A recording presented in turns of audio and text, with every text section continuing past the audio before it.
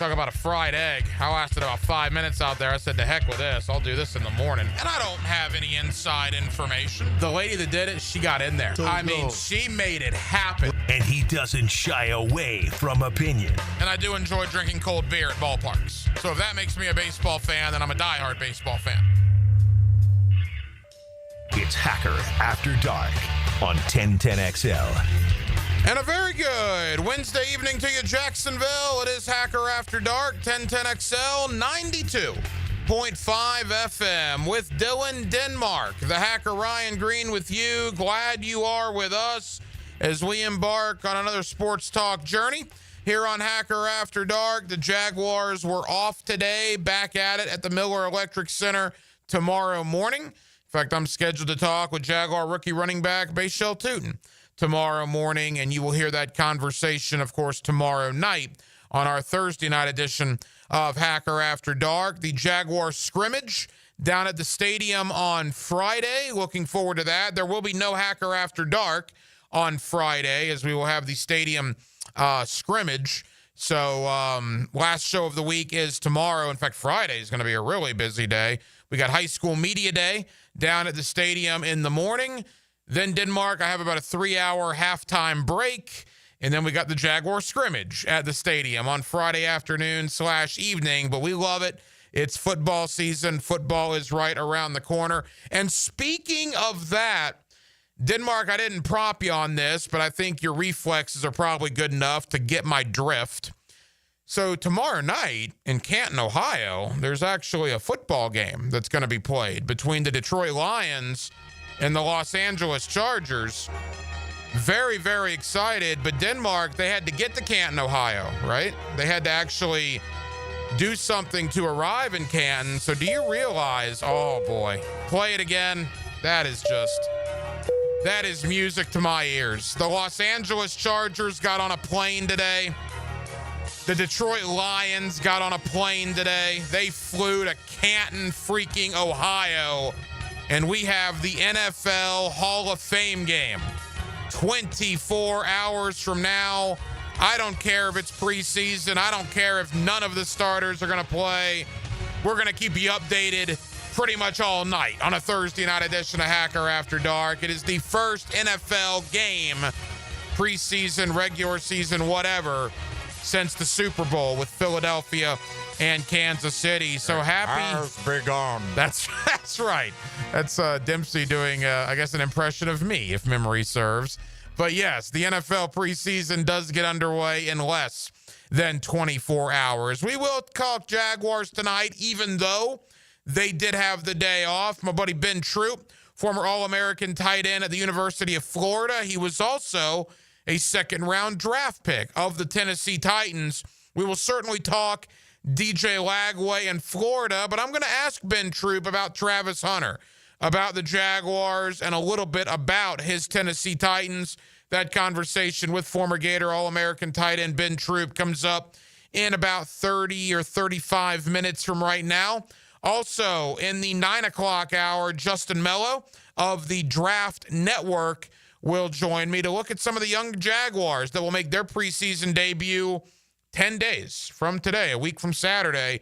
You know, what about Hunter, Ransaw, Milam, the two running backs, Tootin and LaQuint Allen, you know, the second-year guy, and Joshua Cephas. We'll kind of do a deep dive on the young Jaguars that we'll see here in the preseason. Justin's also based in Nashville, so we'll look around the AFC South as well, talking Houston, Indianapolis, and the Tennessee Titans. First guest of the night, though, comes up in less than 15 minutes. Ari Wasserman of On3. Ari put out a list earlier today. Biggest hot seats in college football coming into 2025. And he did, I think, a top 10 list, if memory serves. Now, the interesting thing about it is it was very, very, very SEC heavy. He had Brent Venables, Hugh Freeze, Sam Pittman, all in his top 8. Also with Scott Satterfield of Cincinnati, Mike Loxley of Maryland, Brent Pry of Virginia Tech. But number one on this list, number one in the country For a national college football writer, a respected one, Ari Wasserman of On3, he had Billy Napier with the hottest seat in America. We'll talk to Ari Wasserman about why he put Billy Napier number one, what his thoughts are on Mike Norvell as well. That comes up in less than 15 minutes. And that's where I want to begin tonight, because every night on Hacker After Dark, we do kick it off with a big deal of the night. And Dylan Denmark, let's do that right now. Time now for the big deal of the night. What's the big deal? What is the big deal? No big deal. It is a big deal. On Hacker After Dark.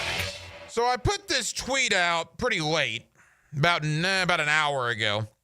It's got 130 votes, which is a decent number, but I think this is pretty telling. If you'd like to go vote, you want your voice heard, at Ryan Green 1010XL. Yes, that is the name on my birth certificate, although I know all of you call me Hacker, but you can't put at Hacker on Twitter. People would wonder about that and probably not follow you. So at Ryan Green 1010XL is where you'll find this poll. 130 people have voted in the last hour plus. Who is on the bigger hot seat coming into 2025, Billy Napier or Mike Norvell? Mike Norvell, 72% of those 130 votes. Billy Napier, only 28%. Again, if you'd like to vote, at Ryan Green, 1010XL on Twitter/X. That does beg the question, though, for you Florida Gator fans and you Florida State Seminole fans.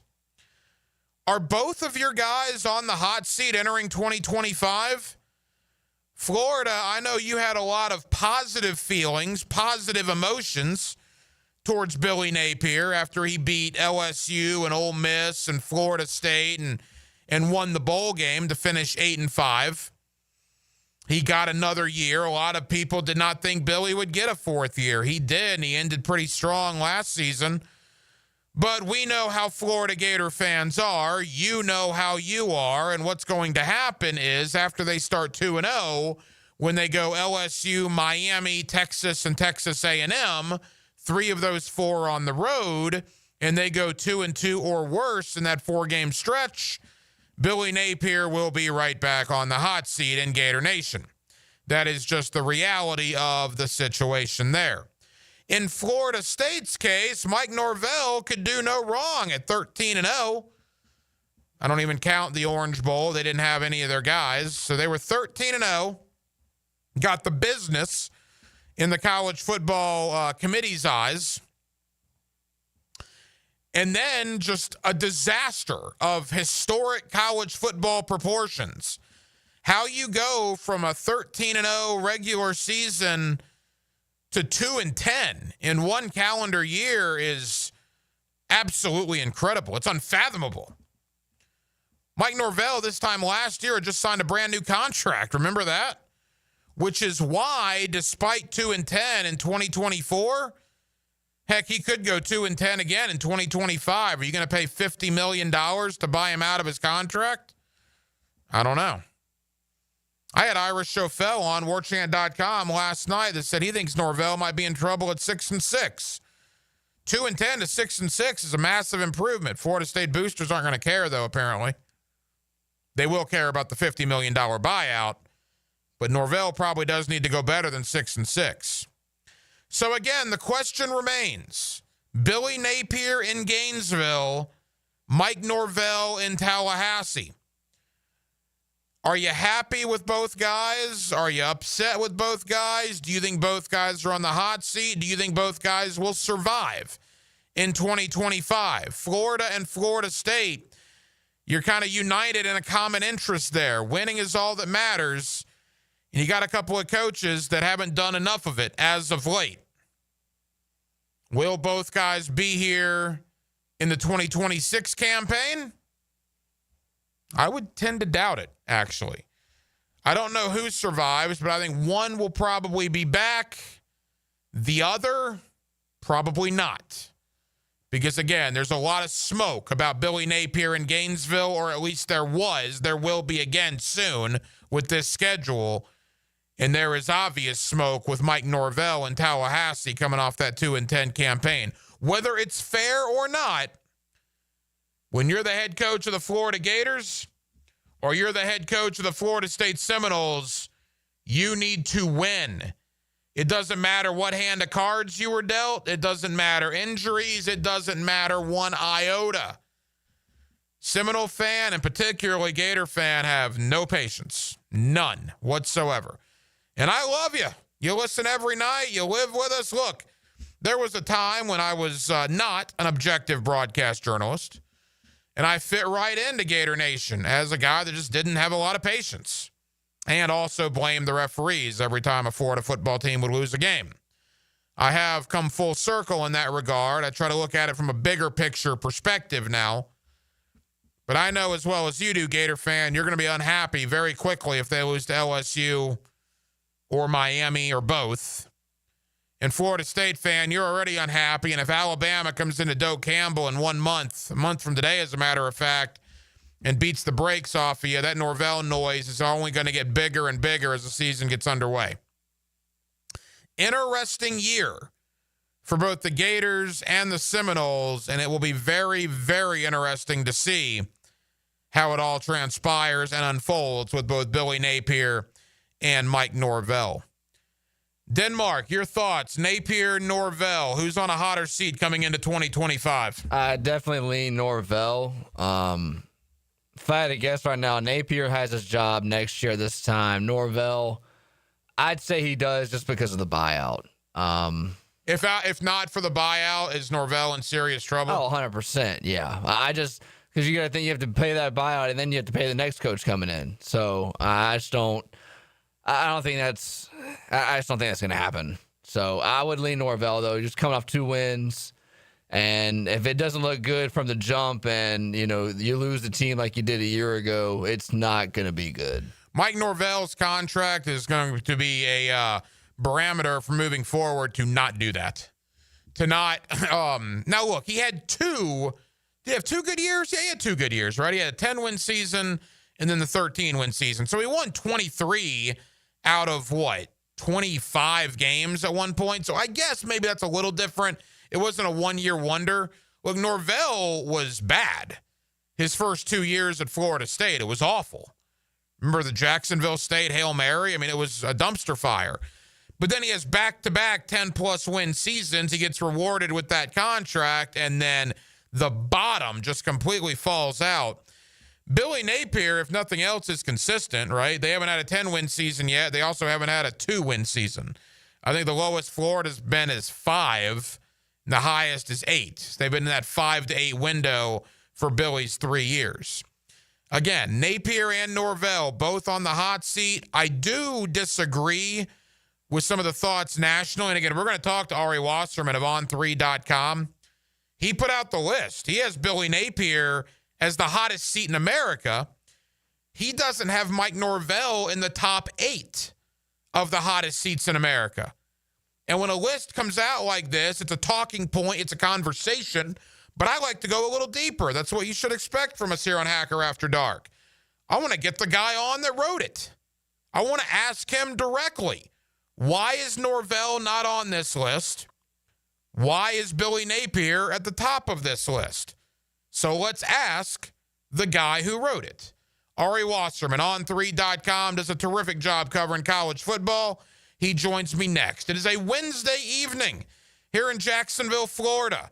We're glad you're with us, even in Northeast Florida, either in Northeast Florida or wherever you may be listening. I have people texting me or tweeting me, Denmark. You always say Northeast Florida or Jacksonville, or I'm listening in Mississippi, or I'm listening in Alabama. And we love the fact that you do that. Hello. If you're listening from out of state, send us a text, man. Let us know where you're listening. We'll give you a shout out. But the headquarters for our show here, and we're glad we're here in good old Jacksonville, Florida, USA. Back after this with Ari Wasserman, 1010XL, 92.5 FM. It's Hacker After Dark. Jaguars football lives here. Listen, we sticking together. 1010XL. Blue here for the blue. Crab House, located right off of San Jose. It's on Jewington Creek Road. They've been around since 1996. Indoor-outdoor dining. Also, takeout is available at the Blue Crab House. Open 4:30 to 9, Tuesday through Saturday. Sunday, noon until 9. Remember, Tuesday, $2 margaritas. Wednesday, $1 oyster night. How about the blue crabs? How about my personal favorite, the Canadian snow crabs? Whatever it is that you fancy, you get it right there. The Blue Crab House. After I came home from Iraq, I could still hear the booms. Makes it hard to be a good mom. As America's veterans face challenges, DAV is there. I'm Naomi Mathis, Air Force veteran. DAV helps veterans get the benefits they've earned. Thanks to DAV, I was able to begin to heal. With the right support, more veterans can reach victories, great and small. My victory is being able to be here for my children. Support more victories for veterans. Go to DAV.org. Here's your 1010XL First Coast Community Calendar. Dreams Come True is a local wish-granting organization giving dreams and special times to local children battling life-threatening illnesses. Find out how you can help at dreamscometrue.org. The Wounded Warrior Project provides what medicine and technology can't: community, counseling, and a second chance. Find ways to help at woundedwarriorproject.org. If you're between ages 16 and 24, you can learn a career in construction, electrical, plumbing, or masonry with free training from the AMI Kids Florida Registered Free Apprenticeship Program. Call 576-7337. There's a critical need for all blood types. Please consider donating at a local blood donation center. If you could benefit from a grief and loss support group, call Haven Hospice at 279-1677. If you're involved in a community event and you'd like us to help spread the word, find out how at 1010XL.com. I used to dread going to the dentist. Every visit felt like a sales pitch with constant upselling, surprise fees on my bill, and I could never get in when I needed to. But Harbor Dental Care? Totally different. They saw me the next day, gave me honest pricing up front, and even set me up with a payment plan I could actually afford. No pressure, no surprise charges, just kind people who get it. If you want to experience dentistry the way it should be, book your appointment today at harbordental.care. That's HARBOUR dental.care. The grind for greatness begins before they play the games.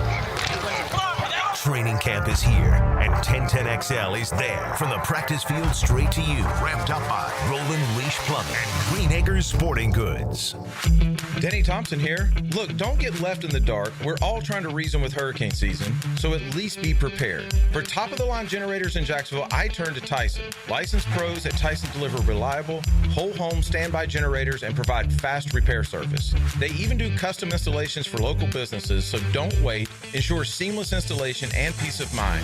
Call Tyson now, 904-762-1000 for a free estimate on generator services. TysonInc.com. Hey, Hickett here. Look, I love a great flash sale. National Carpet Cleaning Month is ending, but now Zero Res has carpet cleaning special for you.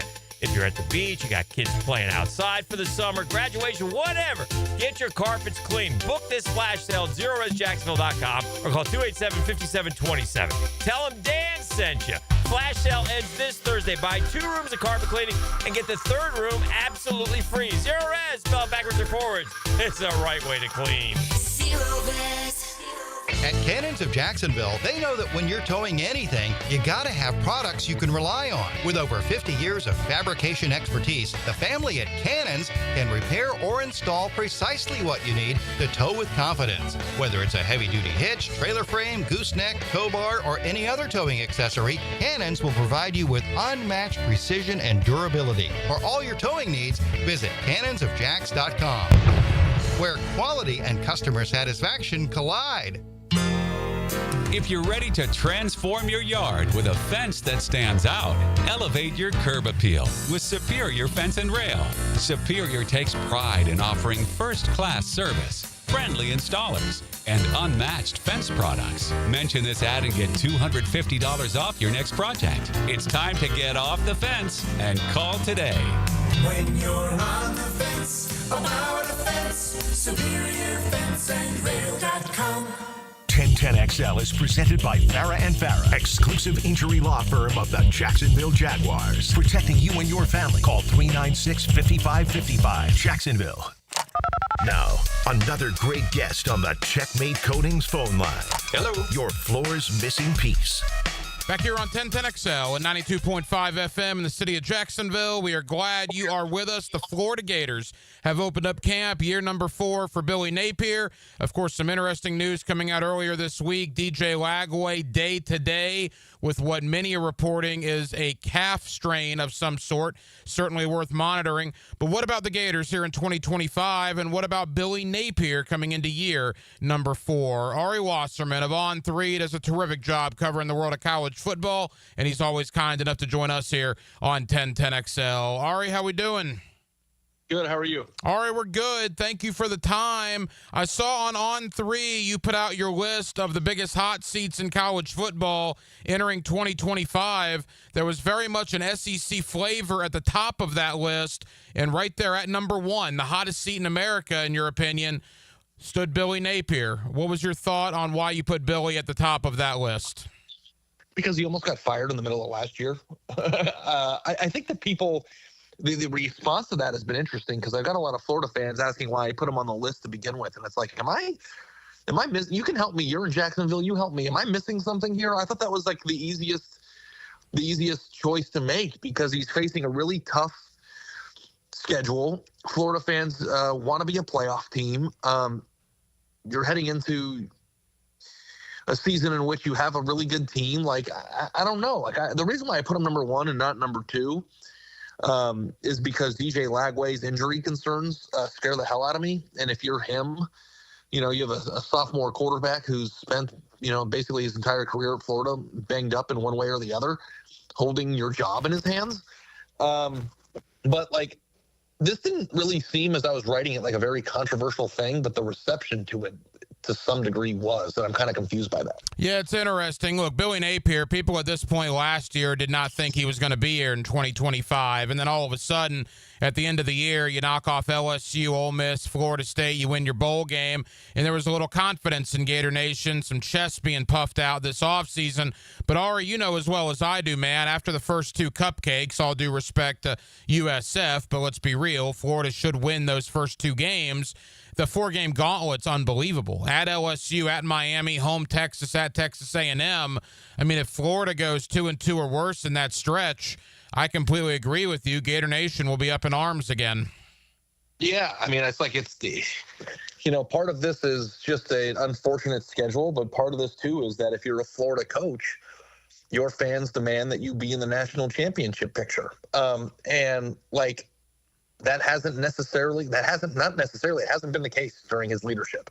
And when you get hired at Florida, when you get hired at LSU, and you get hired at Bama and Georgia and all these big-time SEC programs, the expectation of the job title is to win national titles.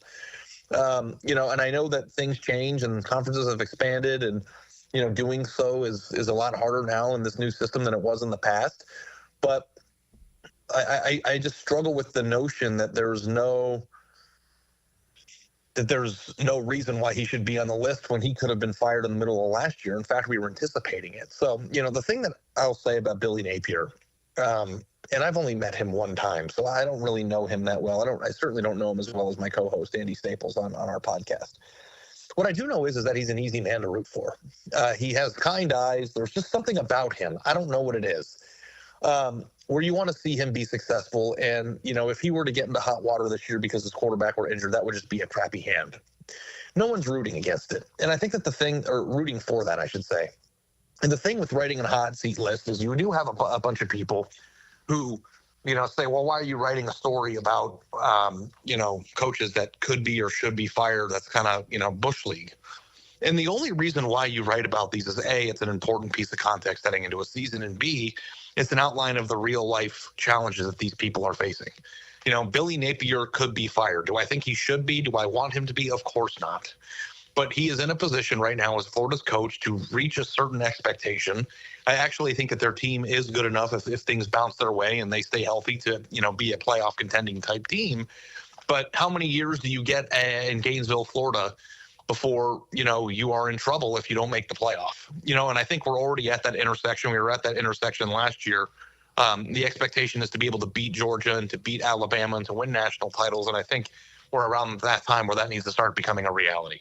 Final moments, Ari Wasserman on 3 with us here on 1010XL in Jacksonville. I agree. When Florida lost to Miami last year, Ari, to begin the year, Gator Nation was all sorts of upset, and I get a feeling that if they lose to Miami again, when Gator fans believe they are better than Miami this year, that is going to be a bad one for Florida there in Week 4. That is an enormous game for Billy Napier. To his credit, though, and to defend him a little bit, and look, it should be this way. It's year number 4. I do think it is clearly the best team he's had on paper. Now, Lagway's health obviously is going to be the determining factor, but I look at the offensive line and the defensive line in particular, Ari. To me, there's no doubt they are the best on the lines of scrimmage that they've been since Billy arrived. Yeah, no, there's no question. He's done the right things. And I also think, too, that if you look at some of the other coaches that are on this list, Brent Venables, Hugh Freeze, the other 2 in the top 3, that there are certain things that you can point out to, during their coaching tenures that didn't go, according to plan or the right way, or they made mistakes. And I think Billy Napier did that last year, and not improving his roster enough in a sport now where you can improve it dramatically with a portal, haul. I think that Florida's team on paper is good enough to, contend for a playoff spot, and he has done that. The problem is that we are in year 4, and if it doesn't happen this year, do you go into year 5? Do you get a half a decade at Florida to build a team that's good enough? And maybe we'll find out that, they're 9-3 or 8-4 this year, and they look much better, and DJ's healthy, and, he's bringing people back next year, and they can try again. But, considering the temperament that the university showed and the fans showed after losing to the Miami game last year, where I was there, it wasn't just losing to them, it was getting run off the field by a team that isn't supposed to be, that much superior across the board. It's an important season. And, they were already halfway there, a year ago. We've got another year of time and another year of, roster accumulation and being excited and new, everything that you just said is true. But at a certain point, those off-season thought processes have to turn into results. And if they don't, then there's going to be a change. So, again, I hope that things go well for Florida. They're a really fun team, and I think college football is better when Florida's good. I think Billy Napier is a nice individual and a good man. I wish nothing but the best, but, this is a list, outlining reality, and I don't really know that there's much of an argument to be made that as we sit here on July 30th or whenever this is running, that he's not on the hot seat. You're insane. Ari, as we wrap up, over in Tallahassee, Mike Norvell is coming off a disaster at 2-10. I've had a conversation with Seminole fans the entire offseason. 6-6, 7-5, that is a monstrous improvement, but will that be enough to keep Mike Norvell around for 2026? What's your thought there? He's just too expensive to fire. I don't even know if you could fire him if they go 2-10. He's just got too much money that they would owe him. So, I think that it's a really interesting dynamic at Florida State. I've got a lot of thoughts on them, too. How do you weight how you view Mike Norvell, the guy who took his team to an undefeated season and got jobbed out of a playoff spot, or the guy that, lost his team last year? Is it somewhere in the middle? And if it is somewhere in the middle, is that good enough for Florida State? It's a very complicated scenario that, made it simple when making this list, and that his buyout's just too big to fire him. So, the hope for Florida State fans, obviously, is that things improve and they do get to 6 wins or 7 wins. But even then, it's like improving to 7 wins is such a weird thing to say about Florida State. And is that good enough? Probably not, but they just probably can't afford to fire him. Ari, tell us about the podcast and tell the good folks here in Jacksonville about On 3 and the coverage you'll have as camps open up around the country. Yeah.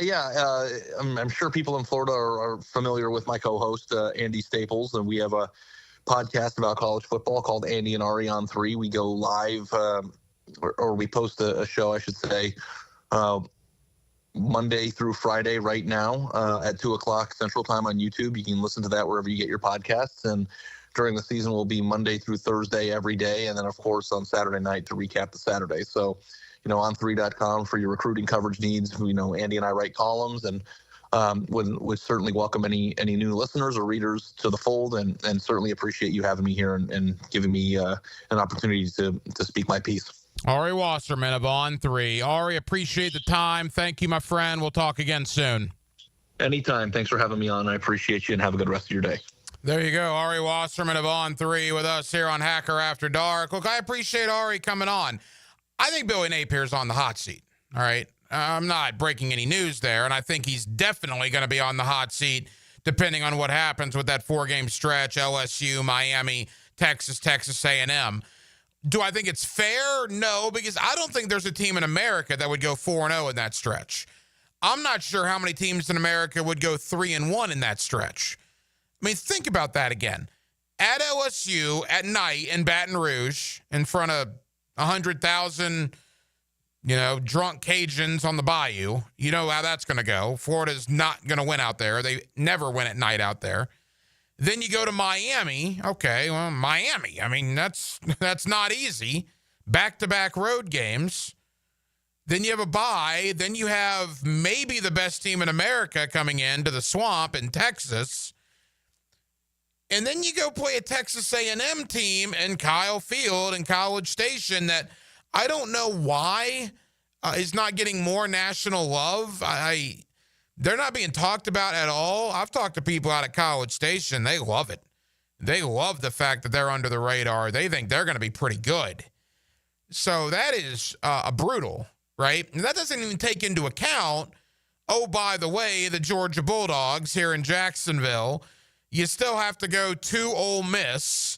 You think the Rebels will be somewhat excited to see Florida come out there after Florida basically ruined their season a year ago? I mean, we think Tennessee's going to be down, but it's still Tennessee. It's still the Heupel offense. And then we'll see about Florida State. You also have, Kentucky, Mississippi State mixed in there as well. I mean, it is just, it is a bear of a schedule. And fair or not, and again, I tend to believe it's probably not fair because of the schedule. I don't know how many teams in America could navigate that. But you know as well as I do, if Florida starts 4-2 or heaven forbid 3-3, there's again going to be a significant conversation about Billy Napier's future. I think he's on the hot seat. Do I think he has the hottest seat in America? I'm not sure he has the hottest seat in the conference. Talk to Auburn Tiger fans right now. Talk to Auburn Tiger boosters right now. They are ticked at Hugh Freeze. Not happy. I think Hugh Freeze is definitely on a hot seat. I think Sam Pittman at Arkansas. Brent Venables, I guess, right? That's tough, replacing Lincoln Riley, but Brent Venables hasn't been great out at OU. So, yeah, I mean, there's a lot of potential turnover in the SEC. I'll tell you this. Let Kentucky go 4-8 or 5-7 this year. Mark Stoops is going to be in trouble. It's not what have you done. It's what have you done for me lately in the world of college football. So even though there was, in fact, Denmark, I don't know if there was any SEC coaching turnover this offseason. Do we have a new head coach in the SEC this year? No, sir. No, we don't. That's crazy. I can't remember the last time that probably happened. There was no big-time coaches. There was no big-time changes at all. Yeah, none. In the offseason. None. At the SEC, you got the same guys. I'm going to go and tell you that's not going to be the case in the 2025 offseason. There will be different head coaches in 2026. There's too much smoke in Gainesville, at Auburn, Fayetteville, Norman, potentially Lexington. You're going to have some turnover this offseason. So we'll see. We'll see which coaches survive and which do not. But again, I thought it was interesting that Ari Wasserman had Florida and Billy Napier as the hottest seat in America. Did not even have Florida State listed. And that is 100% to do with the ridiculously huge amount of money it would take to basically fire Mike Norvell, to put it bluntly. So we'll see what ultimately happens with both the Seminoles and the Gators. A guy that made a lot happen at the University of Florida during his playing days is my friend Ben Troop. He was an All-American tight end at the University of Florida, went on to be a second-round draft pick of the Tennessee Titans. Let's talk to Ben about Billy Napier. Let's talk about DJ Lagway and the injury issues that continue to surround him this offseason. I also want to ask Ben about Travis Hunter. I want to talk a little Jaguars with him, and he is a former Titan. What is he hearing about Cam Ward and the heated rival up there in Nashville?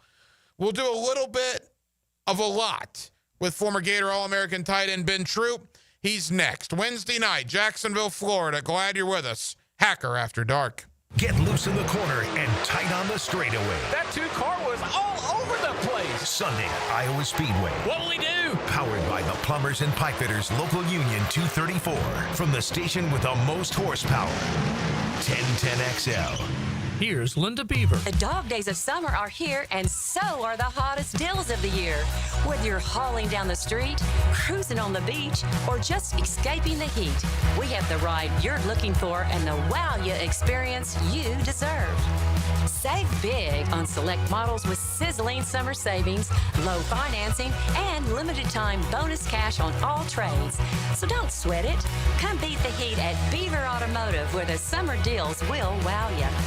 If you are an experienced electrician looking for your next big opportunity, look no further than the Miller Electric Company, a trusted name in the industry for over 96 years. At Miller Electric, we tackle the biggest projects in the city, offering you the chance to showcase your skills on a grand scale. We believe in rewarding hard work with the best pay, top-notch benefits, and an unbeatable culture where people actually care about each other. Take your career to new heights with Miller Electric Company. Apply today at millercareers.com. Miller Electric, an equal opportunity employer. Our son Eric's a Division I collegiate baseball pitcher who is having shoulder pain. We took him to Southeast Orthopedic Specialists and are confident that he's now on the road to recovery. This is Beth Anderson, and we love the care Eric receives at Southeast Orthopedic Specialists. Sports fans, this is David Garrard here, and if you're suffering from orthopedic soreness, make an appointment at Southeast Orthopedic Specialists, where everyone is treated like a pro. Southeast Orthopedic Specialists. Collisions happen on every play in football. Collisions also happen every day on the road. If you need auto body repair, from a $30 job to a $30,000 job, trust San Jose Collision in Mandarin. After 3 years, the Hacker Fantasy League is back here in 2025. Thursday night, August the 21st at Twin Peaks on Atlantic and Kernan, the HFL is back. Be listening to Hacker After Dark for your chance to enter. New and pre-owned firearms are in stock at Beach's Jewelry and Pawn in Jacksonville Beach. Want a new sidearm or rifle? Brands like Kimber, Smith & Wesson, 6 Hour, Beretta. No lines, no hassle. Only at Beach's Jewelry and Pawn in Jacksonville Beach. You dream it, we build it. CSS Fireplaces and Outdoor Living. Gather the family when it's time to retire. Enjoy the warmth of a cozy fire. Now we're cooking in the great outdoors. That's what outdoor kitchens are for. You dream it, we build it. CSS. Your doctor says your testosterone is normal. Normal for who? Beta males? That's where those lab ranges come from. Male Excel uses optimal levels, where you were at 25, not where outdated mainstream medicine thinks you should be. Our protocol is different. Daily dosing, multiple hormones, personalized to your body, not some insurance company's spreadsheet. This is precision medicine, not sick care. Try MaleExcel.com, free test. Stop being normal. Start being optimal. The playoff-bound Jacksonville Jumbo Shrimp are in full swing at the newly renovated VyStar Ballpark. Your home for affordable family fun. Tickets start at just $5. Fireworks after every Friday home game, and kids round the bases after Sunday games. Log on to jackshrimp.com for tickets and details. Jumbo Shrimp Baseball, affordable family fun. Life is just so busy this time of year. Between work, the kids' games, family vacations, I need a yard hero to free up my weekends. You mean somebody who does mowing and trimming? Yeah. How about mosquito control? Yeah. What about irrigation and pet waste removal? You do that too? You're my lawn hero. Find your lawn hero at heroeslawncare.com. Heroes Lawn Care, because every lawn needs a hero. Is your backyard ready for the big leagues? Pick it here for Surfside Pools. Serving Northeast Florida since 1977, they have the home field advantage. Family owned and operated, offering weekly pool service, equipment repairs, commercial maintenance, remodels, and new pool construction. Let Surfside Pools make your backyard dreams a reality. Are you ready to float happy? Visit surfsidepools.net or call 904-246-2666. Surfside Pools and Spas, your hometown MVP. License number CPC 044080. How many Grand Slam home runs did Yankee slugger Don Mattingly hit in his career? Filing an insurance claim following a storm shouldn't be an ordeal. Southern Oak Insurance's claim team prepares for catastrophic situations well in advance. Log on to southernoak.com. Our family protecting yours. Southern Oak Insurance. New York Yankees Don Mattingly hit 6 Grand Slams in 1987, but none throughout the rest of his 15-year career. Southern Oak Insurance. Yo, ET here, and I need you to beat the heat this summer with cool escapes and non-stop fun in Clay County. Tackle indoor adventures head on. Throw axes at Live by Axe or smash your stress away at Just Smash That. Then kick back with drinks, good food, and fandom vibes at Nakama Anime Bar or Leaderboard Arcade and Bar. Whether you're blowing off steam or just looking to chill, Clay County got your perfect indoor getaway. Find your pool at exploreclay.com. That's exploreclay.com. 1010XL is presented by Farah & Farah, exclusive injury law firm of the Jacksonville Jaguars. Protecting you and your family. Call 396-5555. Jacksonville. Now, another great guest on the Checkmate Coatings phone line. Hello. Your floor's missing piece. Back here on 1010XL at 92.5 FM in the city of Jacksonville. We are glad you are with us. Boy, there is a ton going on. Jaguars in the midst of training camp. They got a scrimmage down at the stadium this Friday. And the college folks get on the camp circuit now with Florida reporting in Gainesville. And some big news coming out. The DJ Lagway is, quote, day-to-day with what is being described as a lower leg ailment. Let's talk about all of it with a former Florida Gator All-American tight end, Ben Troop. Ben's always kind enough to join us here on 1010XL in Jacksonville. Ben, how we doing? Man, I'm doing good. I mean, obviously, I would have been doing better had that news you just spread didn't hit me yesterday. But I mean, I'm still doing good. I can deal with a DJ Lagway day to day. It's not DJ Lagway out indefinitely, so we'll see what happens with that. Ben, obviously this offseason was a lot of DJ Lagway shoulder news in the spring. Was he throwing? Was he not throwing? We thought we were past that. And now all of a sudden he's spotted around campus this past weekend, reportedly with a boot. Billy Napier does confirm that he's day-to-day. They didn't really go into detail what the injury was.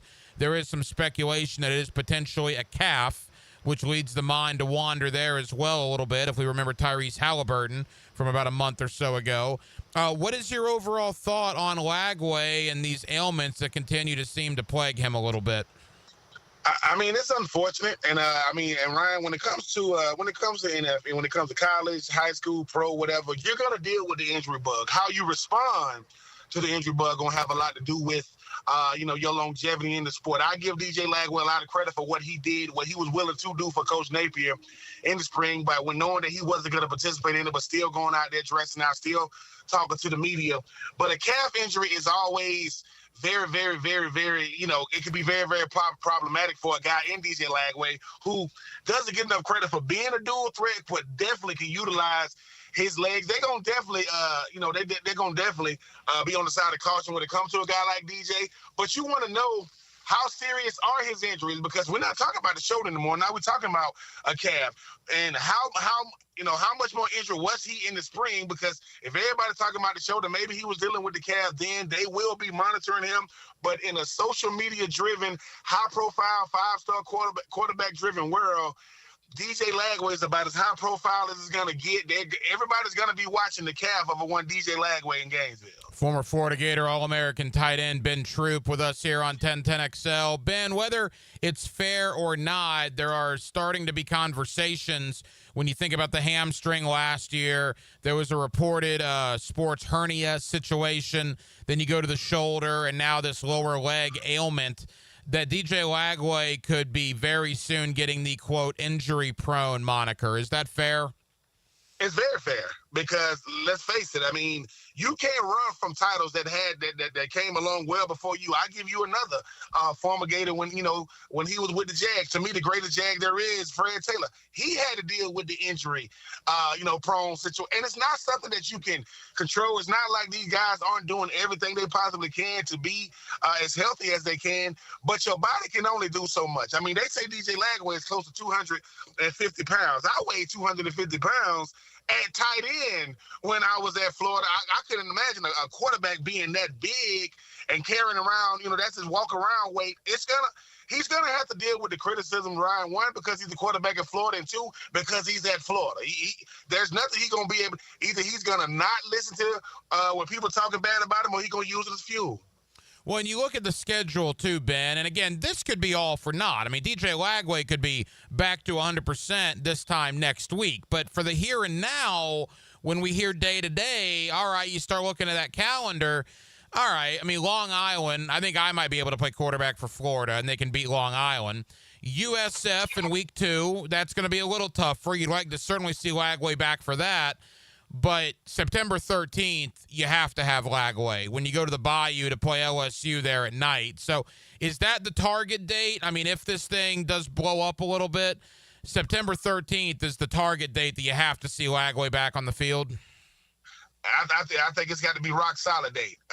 You would hope you get it back for USF because you want to be able to build that rhythm. It doesn't matter that he got Eugene Wilson and Dallas Wilson and VB3 and all these guys at receiver. You got to build that continuity with the quarterbacks, with the quarterback and the receivers. But I think USF, because USF is a good enough team to challenge Florida, not to beat them, but to challenge them. And you want to be able to know where you are, because I don't care what you've shown. It's what you're showing, currently. And for a DJ Lagway, I think that he knows now more than ever, taking care of your body. Your greatest ability at quarterback is availability. It doesn't matter what you can do. It doesn't matter what you're willing to do. If you're not there to do it, it's going to be much to do about nothing. I think I'm not saying he don't take it serious, but 250 pounds, 19 years old, going into your second year at Florida as a true starter, now playing behind Graham Mertz, you're going to have to realize the hopes and dreams of an entire university and fan base rest in the hands and shoulders and now a calf of a 19-year-old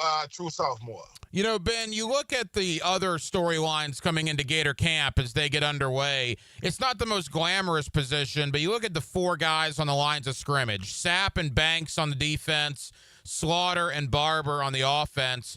Those are 4 guys that would be in NFL camps right now, but all 4 guys decided to come back. You look on the O-line, they return 4/5 of their starting O-line, and the guy that didn't start last year played an awful lot, arguably the best offensive line in the SEC. And defensively, even outside of Banks and Sapp, George Gums, the guy who planted the flag at Doak Campbell, is back. I love LJ McCray, what he might become in year 2. It's hard not to get excited about the lines of scrimmage on both sides of the ball for the Gators.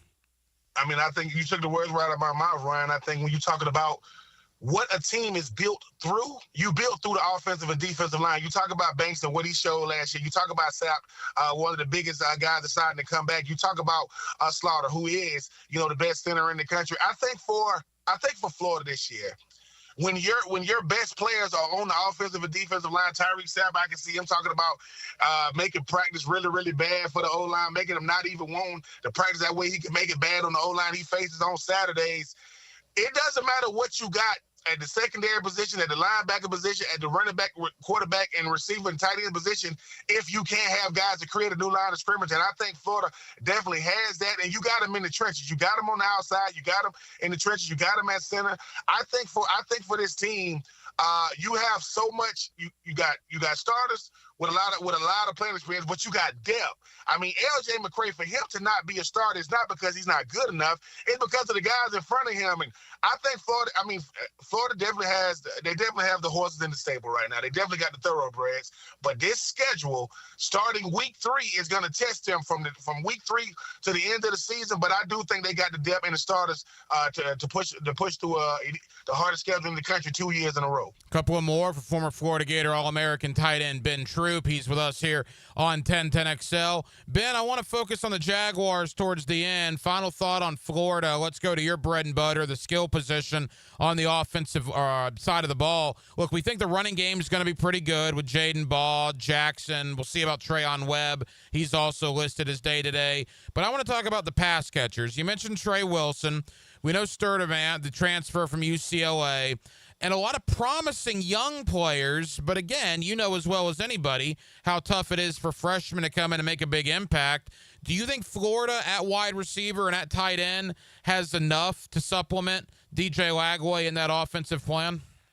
Without a doubt. I mean, Dallas Wilson asked out of his national letter of intent over there in Oregon. I mean, you talk about, a guy like a Tank Hawkins, Aiden Mizell, Vernell Brown III. I mean, I played with his daddy. I played with Vernell Brown II when I was at Florida. Look, listen, he's a bigger, faster, stronger version of his dad. He's his dad, bigger, faster, stronger with longer hair. But I think I'm really looking at the tight end position. I mean, you talk about Hayden Hansen, you talk about Tony Livingston, you talk about Amir Jackson, you talk about Michael Jones. Every good offense needs to have that Swiss Army knife. And I think that's what the tight end position is going to be. Neither of those four guys I just mentioned are built the same, play the same, are the same, which I think is a good thing. You don't want the same guy running out there, but I think the tight end position could be, I think they could be the missing piece because as we mentioned earlier, Ryan, we got the O-line. We got the quarterback, even though he's going to have to get healthy. We got the running game and Ball. And you talking about Trayon Webb and those guys and Jacoby and those guys. If those receivers can be as good as advertised with Eugene Wilson leading the pack, I think he is leading the pack because I think he wants to show I am not just an injury-prone, receiver that can go out there and make plays suddenly. I think I called it the law offices of Wilson and Wilson, that being Dallas and Eugene. Watch out for the supporting cast. It's going to be like when we had like four receivers like Cleveland and Van Jefferson. You're not going to have a 1,000-yard guy, but you're going to have a bunch of guys around 500, 600 yards spreading the football around. Ben, 30 seconds. If DJ Lagway is healthy, again, if, we're going to premise it with that, is the expectation for Florida this year potentially to be a dark horse for the college football playoff, in your opinion? 100%. I mean, think about it. You know how it goes, Ryan. College is just like the NFL. If you got any shot of doing anything significant in the postseason, you got to have a guy under center.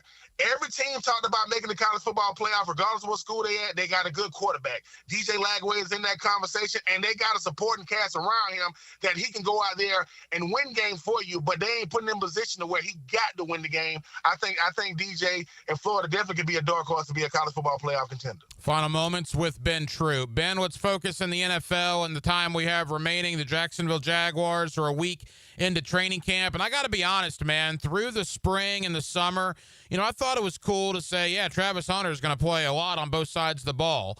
Did I actually think that he was going to play a lot on both sides of the ball? No, I thought it would land somewhere in the middle.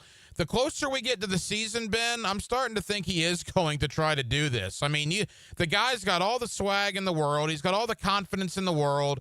He's out there doing things at wide receiver, doing things at DB. I don't know how he does it. Everybody you talk to says the guy can literally run for days. They've never seen anything like it with his stamina and his conditioning. You were an All-American in college. You were a second-round pick in the National Football League. You were considered to be a freak athlete. You're a great guy to ask. Can Travis Hunter do this? Can he play significant snaps on both sides of the ball in the NFL? I think he can, and I think he will. I remember when he came out, he said, I just want a team to give me an opportunity to play both sides of the football. Liam Cohen, how he became the head coach, weird or not weird, he is there. And my thing is this, Ryan, why not give him a shot? Because if anybody can do it, it's got to be a guy that's been doing it. He did it in high school. He did it in college. Won the Heisman because of it, and now he's in. You always have a player come around that do something that you're never gonna see could ever even attempt to do it. And I think Travis Hunter is the guy. There are other guys in America like Travis Hunter, but you need a first. And I think Travis Hunter can do it. Now, people saying, do he got to be a Pro Bowler at it? Nope. He just got to be efficient at it. And I've seen Travis Hunter do a lot of things. I have never seen that young man get tired. Never. And this is going back to when he was on the 707 C1N with Cam Newton. So give him a shot. He's been doing it. You're not asking him to do something he haven't done. You just letting him do what he's been doing. I will be rooting for him as a player. Will not be rooting for him two Sundays out the year when they play my two-tone Blue Boys. But I'm looking forward to seeing him doing it because you got to have a guy that's going to reshape how we think about, a guy that can play on both sides of the ball. I think Travis Hunter can and will do it. I mean, people remember you leapfrogging guys in college. You were an unbelievable athlete. Did you ever consider playing defense as well? No, and I'm being honest with you, but I will say this, though. My third and fourth year, my position coach told me, he said, Ben, just so you know, you are our emergency linebacker, you are our emergency defensive end, and you are our emergency quarterback. So if any one of those positions get to the point where we got to fill it, you're gonna be our quarterback, you're gonna be our linebackers, and you're gonna be our defensive end. So I mean, I appreciate the fact that they saw that much of me, but you have to be a special gifted athlete to do both sides, because if you do it, and Ryan, if you do it, they're going to judge you like you always done it. They ain't going to look at you like a fill-in, and I didn't want to be had it come to that with the Titans, I would have done it. But there are athletes, there are gifted athletes, and there is Travis Hunter. I think he's in a class all by himself. Ben, leave us with this. You were a second-round pick of the Tennessee Titans. Boy, what a start to Titans training camp. Will Levis out for the year. Lorenzo Carter retires. And Traylon Burks gets hurt. And we're not even a week into camp. Mixed reviews so far on Cam Ward. What are you hearing about your former club there in Nashville? I mean, I'm here that Cam Ward is definitely, proving that he's going to be the guy. He was going to be the starter whether Will Levis got hurt or not, but I've heard some good things coming out of camp. But it's hard to deal with the good when you talk about all the bad. I mean, Calvin Ridley, he's looking as good as advertised right now. I mean, you talk about the fact that Lorenzo Carter retires. It's going to be a long year for the Titans no matter what happens, but I think they're going to have to figure out their identity, because the thing about the Titans is, I'm always talking about the 4 C's. When you talk about culture, you talk about constant, you talk about curious. Hey, man, when I think about the Titans as my 4th C, I'm concerned. I'm concerned about them top to bottom, because a full year last year with no identity, now you got a brand new quarterback, which means you're starting over. They're going to be exciting at moments, but I think it's going to be a long year for them. Ben, tell the Gator fans here in Jacksonville, the 84 Reasons podcast, and where else they'll be able to find your work. Man, make sure you're checking out our 84 Reasons podcast. Got some great guests coming up, like Earl Everett, like the great Lito Shepherd, Jeremy Mincy, to Kelvin Kite, to name a few. Also, check me out, man, on Winning the Division podcast and the Fan in the End podcast. On any way you can hear podcasts. You can follow me on all social media at BenJuMade4. And Ryan, it's always a pleasure coming on with you, because I got people thinking I'm rooting for the Jags these days because I'm telling the truth. I say, hey, I like Houston, but I ain't afraid of Houston. If Trevor Lawrence can stay healthy, if Trevor Lawrence can just wake up a little bit and not do those crazy things, Jacksonville gonna be hard to deal with. And I got to say, listen, I'm praying for you, Josh Hines Allen, man. I heard about everything going on with your son, man. It's always bigger than football. Rooting for you as a player, man. Also praying for your little one. He's one of our favorites, former Gator All-American tight end, Ben Troop. Ben, thank you for the time. We'll talk again soon, pal. Ryan, it's always great being on with you, man. Thanks for having me as always. Franz Wagner gets a step. I'm Orlando's Magic Man, Franz Wagner. A German hammer. On Jacksonville Sports Radio, 1010 XL. Bueller. Stay cooler with Bueller. Hey, buddy. Why so glum? Stinky ice cubes, Jason. It's all downhill from here. What? The tap water at my place smells kind of funky. Funky tap water makes funky ice cubes. I meet a nice girl, invite her back to my place for a cocktail, and blow my whole romantic gesture with a mojito that smells like dog's feet. Wait, I can totally make you way cooler. I'm not taking your charity ice cubes, Jason. I have my pride. Your pride is safe. Our plumbers can be at your house the day you call and install a whole home water purification system. Water tastes better, dishes come out cleaner, even your hair feels better after you shower. Ooh, the ladies love a man with soft hair, don't they, Jason? Life moves pretty fast. If you spend every day worried about the water in your own home, you could miss it. Stay cooler with Bueller. Visit BuellerAir.com. Paul's new drone startup just lost its most genius computer scientist. We just lost our best genius to some new genius who's got a genius new idea. I'm going to have to find a new genius, or two half geniuses, and fast. He needs a computer scientist that can keep his startup from falling down. I need Indeed.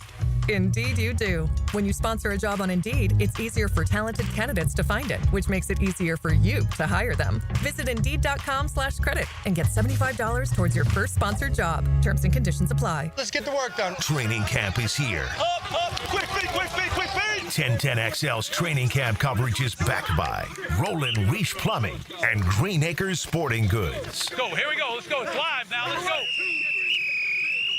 Home of the Jaguars. WJXL AM Jacksonville Beach. WJXL FM Jacksonville Beach. Hi, I'm Mac with Baker Glass. If you've got fogged up windows, let me help. We'll replace them with clear, insulated units that brighten up your home. People say we're fast, friendly, and reliable. Just check out our Google reviews. Call me today. Baker Glass. No one treats you better. It's Mike Dempsey, and now's the time to get your roof hurricane ready with Apex Roofing and Contracting of Jacks Beach. Look, our rainy season is no joke, and if your roof's got damage, leaks, or it's just plain worn out, don't wait. Apex is local, dependable, and will show up on time using only premium materials with ironclad warranties. No shortcuts, no stress, just quality work you can trust. Skip the storm season scramble. Reach for the peak with Apex Roofing and Contracting in Jacks Beach or visit apexroofingfl.com. Lucas Tree Service is a certified arborist and a local family-owned business with over 45 years of experience. They specialize in tree removal, trimming, and stump grinding for both residential and commercial properties. Get prepared for storm season and receive top-notch customer service from Lucas Tree Service. 904-241-3533. Online at lucastreeservice.com. Frank Franzi here for Coil Fencing. Jacksonville's full of memorable sports moments. Remember Tiger Woods' 60-foot putt on the iconic 17th? Gary Coate called it better than most. Better than most. Well, Coil Fencing is better than most. They're better than all. Coil has been that for nearly 100 years. So if you're in the market for a new fence, I recommend calling Coyle & Sons today. That's at 904-356-4821 or visit coiljacks.com. That's C-O-Y-L-E Jacks.com. Hi folks, Jason Parker here with Performance Painting. Ever wonder what to do with leftover paint that you don't want? Here's a few options. Paint can be placed in the regular trash if it's dry. Simply stir in kitty litter to a thick consistency. Then wait a few days with the lid off till it dries. Also, if the paint is good, there's many charities or churches that would love to have it. If you'd like more tips or have a project, we'd love to help. Go to performance-painting.com. Performance Painting. Repair, protect, preserve. Performance Painting. As a Florida homeowner, you're no stranger to mosquito problems. And although it's tempting to use DIY methods to get rid of them, mosquitoes are relentless. That's why it's important to enlist the help of the mosquito experts at Florida Pest Control. At Florida Pest Control, we offer specialized treatment solutions that are effective against mosquito infestations and are committed to keeping our customers protected year-round. For your free quote, give us a call or visit flapest.com today. Florida Pest Control, your local mosquito control experts. Hey, Hicken here. Think you got the ugliest garage floor on the First Coast? Your garage a crack-stained hot mess? Hold on to your squeegee. Checkmate Coatings is hunting for the worst garage floor out there. And the winner gets a free garage coating makeover. Whoa! Take 10 seconds. Snap a pic of that garage eyesore. Register at checkmatecoatings.com/contests for a chance to win a free floor coating. It's easy. Just snap a quick pic and enter for a chance to win at checkmatecoatings.com/contest. Checkmate Coatings, your floor's missing piece. If life blindsided you tomorrow, would your family struggle? I'm Cody with Harborstone Financial, and I can help. One call could protect your family for life. 904-885-9566. Harborstone Financial. 1010XL is presented by Farah & Farah, exclusive injury law firm of the Jacksonville Jaguars. Protecting you and your family. Call 396-5555. Jacksonville. Hacker After Dark on 1010XL. Halftime, Hacker After Dark, 1 hour down, 1 hour to go. We will take you up till 10 o'clock as we do every night right here on 1010XL and on 92.5 FM. Coming up here in the 9 o'clock hour, we will go to Miami. David Lake, InsideTheU.com. That's the Miami Hurricane 247.com network. As we'll talk about Mario Cristobal, Carson Beck, and the Hurricanes. They begin practice tomorrow. Remember, they open with Notre Dame on Labor Day weekend. They have Florida in week 4, so we're going to find out pretty quick about Miami. The Hurricanes begin camp tomorrow. David Lake, Inside the U, that's the 24/7 website that covers Miami. That comes up towards the bottom of the 9 o'clock hour. Coming up inside of 10 minutes, Justin Mello of the Draft Network, as we talk about some of these young Jacksonville Jaguars that'll see the field for the scrimmage on Friday night. Preseason opener for the Jaguars, just 10 days away. Justin is also based up in the Nashville area, does a good job with the AFC South. So we'll look at Tennessee, Houston, and Indianapolis with Justin Mello of the Draft Network. A reminder as well, the Hacker Fantasy League Draft is back here in 2025. Twin Peaks is the location. Atlantic and Kernan, Thursday night, August the 21st. If you think you're the best fantasy football player that listens to 1010XL, well, you can prove it in the new, revamped, and improved Hacker Fantasy League. First time we've done it in 3 years. It is 16-team league, and we will start giving spots away for the 2025 HFL beginning next week right here on Hacker After Dark. Let's talk Jaguars. Let's talk AFC South and more. My buddy Justin Mello of the Draft Network joins me next on a Wednesday night here in Northeast Florida with Dylan Denmark. The Hacker Ryan Green with you. Jacksonville, we're glad you're with us. Hacker After Dark till 10 o'clock right here on 1010XL and on 92.5 FM. I had a dream, and my mother spoke to me. She was wearing this flowing white gown, and she said, This is 1010XL. Blue here for the Blue Crab House, located right off of San Jose. It's on Jewington Creek Road. They've been around since 1996. Indoor-outdoor dining. Also, takeout is available at the Blue Crab House. Open 4:30 to 9, Tuesday through Saturday. Sunday, noon until 9. Remember, Tuesday, $2 margaritas. Wednesday, $1 oyster night. How about the blue crabs? How about my personal favorite, the Canadian snow crabs? Whatever it is that you fancy, you get it right there. The Blue Crab House. Keep your ball out of the rough with the Edwin Watts Golf Hour.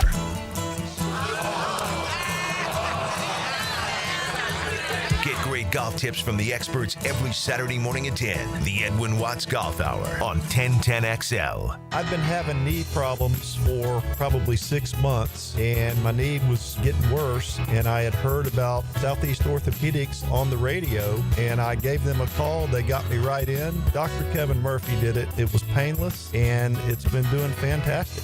This is Patrick Malarkey, and I highly recommend Southeast Orthopedic Specialists. Relieve pain and get back to life. Southeast Orthopedic Specialists. Celebrate National Carpet Cleaning Month with Zero Res. Hicken here. Check this out. $45 per room of carpet clean. Take 20% off your air duct services. Book online at ZeroResJacksonville.com and take advantage of the savings. Zero Res. If you're playing fantasy football, you might want a little help. Get 1010XL's Fantasy Football Draft Guide with in-depth player bios and the top 32 rankings at every position. Get the guide at 1010XL.com and on all of the 1010XL social channels. When it comes to towing products, your safety is the priority at Cannons of Jacksonville. Cannons has decades of experience to ensure your towing setup is installed with precision and reliability. Visit cannonsofjacks.com, your trusted partner for a smoother tow. New and pre-owned firearms are always in stock at Beach's Jewelry and Pawn in Jacksonville Beach. Want a new sidearm or rifle? Brands like Kimbar, Smith & Wesson, Sig Sauer, and Beretta. No lines, no hassle. Beach's Jewelry and Pawn in Jacksonville Beach. For lost or broken keys or nearly any make and model of vehicle, call 722-1111 for Instant Keys. You don't have to go to the dealer. Instant Keys comes to you. Brian Wall here. Would you take your paycheck, go to the bank, cash it, and then simply throw it up in the air? I didn't think so. But in a way, over the years, that is exactly what you're doing if you have old or builder-grade windows in your home. Even if you have a brand new home, those windows are not the best windows you can have to save on your energy bills. Window World has sold millions of replacement windows to homeowners like you, and Window World's customer satisfaction is the highest in the business. Please check Window World out yourself and save on your new windows and on your energy bills. Compare with other companies and you'll see Window World is simply the best for less. It's up to you. You can call Window World and get a free estimate. Get the best guarantee in the window replacement business. Save money on your new windows and save more on your energy bills. Call Window World today at 904-443-7001 or go online to windowworldneflorida.com. Thank you for your business. Window World also offers energy-efficient doors. Lauren Brooks here from Helmets and Heels. Circa Resort and Casino has 2 epic pro football contests, Circa Million and Circa Survivor. Circa Million, pick 5 games weekly against the spread for $1 million grand prize. Circa Survivor, 1 pick a week, no spread. Last one standing wins $15 million. Enter at any Circa in Nevada, play anywhere. Sign up for either and get 50% off a 2-night stay. Helmets and Heels will be live from Circa in Vegas on August 22nd. Full contest details at circasports.com and the 1010XL homepage. Jax is more than a city, beaches, suburbs, or a destination. We're a community that takes care of each other. I'm former Jaguar Tom McManus. J-Dog Junk Removal and Hauling is dedicated to serving you with respect and integrity. We haul construction debris or property cleanouts for managers, owners, and realtors. We do it all. Call 506-1256 for your free estimate today. We're here for you. We're veteran-owned and operated. J-Dog Junk Removal and Hauling. 1010XL is presented by Farah & Farah, exclusive injury law firm of the Jacksonville Jaguars. Protecting you and your family. Call 396-5555. Jacksonville. Now, another great guest on the Checkmate Coatings phone line. Hello. Your floor's missing piece. Back here on 1010XL and 92.5 FM in the city of Jacksonville, your home for the Jacksonville Jaguars, and we are glad you are with us. Training camps opening up all over the National Football League, including in the AFC South. Jacksonville, Tennessee, Indianapolis, and Houston have all reported and are on the field. Let's look around the division. Let's primarily focus on what's going on here in Jacksonville and also what's going on with our neighbors up in Nashville with the Titans. With that, Justin Mello of the Draft Network, always kind enough to join us here on 1010XL. Justin, I trust your summer's going well, man. How are you? It is. I appreciate you for having me. It's better than ever, now that training camp is back and football feels officially back. So we're right back in the thick of it. Can't wait for what's to come. Obviously here in Jacksonville, Justin, one of the big stories, maybe the biggest story, is Travis Hunter. We've now seen him in rookie OTAs, or rookie minicamp OTAs, and veteran minicamp today at training camp as well. Just your overall thoughts on Travis Hunter. I know I talked to you about him in the pre-draft process, but certainly all eyes are on him, and there's a good chance that he is indeed going to try to do both sides of the ball here his rookie campaign. Yeah, that's the most exciting storyline to follow surrounding Travis Hunter, right? It's where's he going to play? How much is that going to be split between offense and defense? Is there a split at all? To my knowledge, he was on the practice field on Wednesday for their debut training camp session, and it sounded like he took every rep at wide receiver on offense today. So we'll see moving forward at the future practices coming up later this weekend, if that continues to be the case, or if they're going to, split that a bit more evenly, or even do a day where it's all defense, right? Really be interesting to see how they handle that. I thought when he was drafted, I believe I mentioned it on this show, throughout the pre-draft process, it really felt like wide receiver to me was going to be his calling card.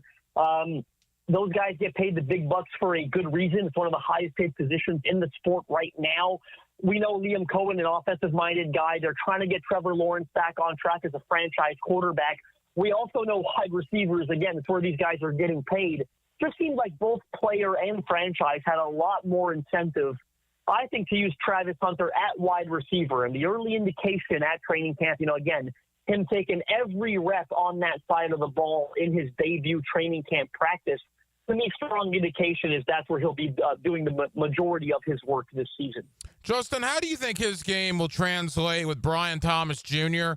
on the other side? If you mix in De'Ami Brown, the free agent from Washington, there's a lot of excitement about that wide receiver room here in Duval County.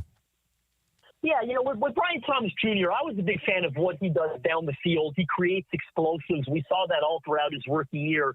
I think Travis Hunter has a chance to be a little more diverse, and I certainly don't mean that as a knock on Brian Thomas, who was probably one of the best rookie receivers in the NFL last year and has every chance to explode as a potential top 10 receiver this year. But With Travis Hunter, I think, again, especially if you're going to work him in a little bit on the other side, maybe it's a bit more of the quick game stuff. With what Brian Thomas gives you down the field, I think you try to use Travis Hunter as a complement. The quick game, some manufactured stuff, those short to intermediate areas where he can do some damage, which, again, BT is going to help open up for him as he kind of draws the defense to that third portion of the field. So I think there's a chance for them to complement each other terrifically, both in all areas, in all facets. But again, specifically with what Travis can do with the ball in his hands, you get him in the quick game, create yards after catch opportunities for him. Certainly, there's a chance for Jacksonville to have all their bases covered in the passing game. Justin Mello of the Draft Network. Justin, obviously a huge year for Trevor Lawrence. He's going to turn 26 in October with Liam Cohen now. We know what Liam Cohen did with Baker Mayfield a year ago in Tampa. What is your thought on Trevor Lawrence entering the 2025 season? It's a big year for him. It's been a bit of a roller coaster, right? In all honesty, we know that first year was a bit of a disaster. We all wrote it off due to the Urban Meyer thing. But then you bring in Doug Peterson, an offensive-minded head coach. It looked like it was back on track initially, right? A terrific first year under Coach Peterson. And then it goes downhill a little bit, right? The performance hasn't been able to match that sophomore year. There have been some nagging injuries throughout that entire, I believe, 2-year tenor since. That have held him back. So they make the decision to fire Coach Peterson. It almost feels like they're starting over, right? From why they brought Coach Peterson in initially. You bring in an offensive-minded guy in Liam Cohen, one who did terrific work with Baker Mayfield in Tampa, as you said. It kind of feels like put up or shut up time for Trevor Lawrence in Jacksonville. Yes, they already signed him to a very lucrative extension, but if things keep going the wrong way here, they might look to, whether they can get out of that deal or bring in some competition for him. Right now, they're not thinking about that at all, right? They're fully invested in Trevor Lawrence. They believe that Liam Cohen is going to get him back on track. I'm a big fan of Liam Cohen. I was able, I've mentioned this here before, but I did a terrific piece on Liam Cohen. I sat down with him for like 2 hours and got to comb through offensive tape when he was still at Kentucky, actually. We did that for a Will Levis thing, funny enough. But Liam Cohen is a brilliant offensive mind. I was so happy for him when he got to Tampa and did what he did, certainly, this past year for Baker Mayfield in Tampa. So really excited about the pairing of Trevor Lawrence and Liam Cohen. I think it's going to go really, really well, but it certainly feels like put up or shut up time in Jacksonville. Justin, outside of Travis Hunter, when you look at this Jaguar rookie class, Ransaw out of Tulane, Milam from West Virginia. I know Bashel Tutin's opening some eyes already, the running back from Virginia Tech. I like Jack Kaiser as well. What is your thought on another guy or two outside of Hunter that you think could make an impact here in 2025? Yeah, I'll choose the one who I think probably has the clearest pathway to snaps. And the vibe I'm getting on that is Caleb Ransaw, the safety out of Tulane, who I really liked, by the way. Thought he was being underrated throughout that process. He's big, he's fast, he's physical. Checks a lot of boxes for me. When I look in that secondary, we know that Eric Murray's going to be the starter at one of those spots. So there's a lot of competition next behind him, right? A couple of veterans, Darnell Savage, Antonio Johnson. I think we know what those guys give you. I'm really excited about the upside that Caleb Ransaw could provide. I think there's a decent chance he comes in and wins that job. And if he doesn't do that right away, maybe he opens up as the 3 safety, gets on the field in those 3 safety looks, and is your starter by mid-season. I look elsewhere. I really like Wyatt Millam. I just think, with Patrick McCurry and Ezra Cleveland there at guard, a bit harder to see how he gets on the field right away. But I do think there's a long-term aspect to that Wyatt Millam pick, and I think he will be a starter inside for them eventually. With Bishal Tutin, there's been a lot of rumors surrounding Travis Etienne. What happens there? Do they try trading him during camp? If they do, that's where Bishal Tutin gets on the field, right? Becomes sort of the lightning to take Bigsby's thunder, if you will. So There's a pathway for these guys to get on the field, but the one that I have the easiest time seeing is Caleb Branshaw, where I could envision him being the starter next to Eric Murray at safety. A couple of more for Justin Mello of the Draft Network. Justin, you obviously do a lot of work in Nashville with the Tennessee Titans as well. They have started training camp.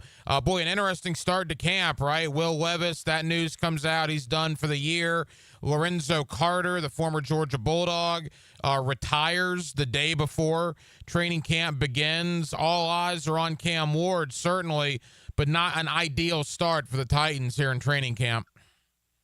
Yeah, I'll be honest with you. I don't think those two things are going to change a whole lot for the Titans. Like, a lot of us had left Will Levis off the 53-man roster projection, right? Like, when you make the decision to draft a quarterback number 1 overall, I mean, they right then and there, they moved on from Will Levis, if we're honest about it, right? And when they brought Brandon Allen in free agency, a veteran journeyman quarterback, no, he's not a high-end backup. I'm not sure that they wanted a high-end backup when you've got a number 1 overall QB. A lot of times what you want in that role is a guy who knows the offense, can teach the rookie quarterback the ropes, show him the ropes, if you will, but is also not going to be a distraction, right? Like, no one's clamoring for Brandon Allen to play, whereas there might still be, you'd be surprised, a few Will Levis truthers, if you will, that are crazy enough to think he got the short end of the stick here. Brandon Allen played for head coach Brian Callahan in Cincinnati. I mean, the moment they signed him when free agency opened, I had written an article saying that probably signals the end for Will Levis, right? Brandon Allen's your typical backup quarterback who knows the system for a number 1 overall pick. So Will Levis made a personal decision. The Titans, it did not sound like we're quite on board with the decision that he needed surgery.